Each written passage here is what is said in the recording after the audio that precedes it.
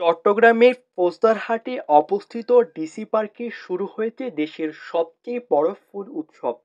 মাসব্যাপী এই উৎসবে ১৩৬ প্রজাতির লক্ষাধিক দেশি বিদেশি ফুলের সমাহারে সেজেছে পার্কটি।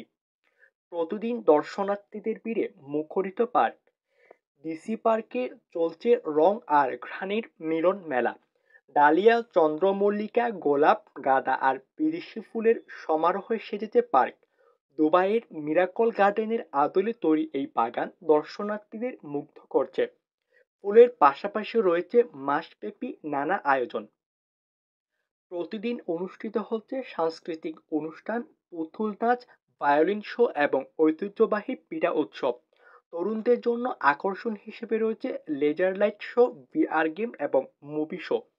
উৎসব ঘিরে জমে উঠেছে গ্রামীণ মেলা। রয়েছে পিঠা, স্থানীয় খাবার এবং হস্তশিল্পের স্টল।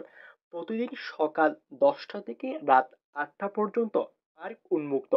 প্রবেশ টিকিটের মূল্য মাত্র ৫০ টাকা। বিশেষ আকর্ষণ হিসেবে রয়েছে চট্টগ্রামের ঐতিহ্যবাহী সাম্পান উৎসব। প্রকৃতি, সংস্কৃতি আর আনন্দে মেতে উঠেছে চট্টগ্রাম।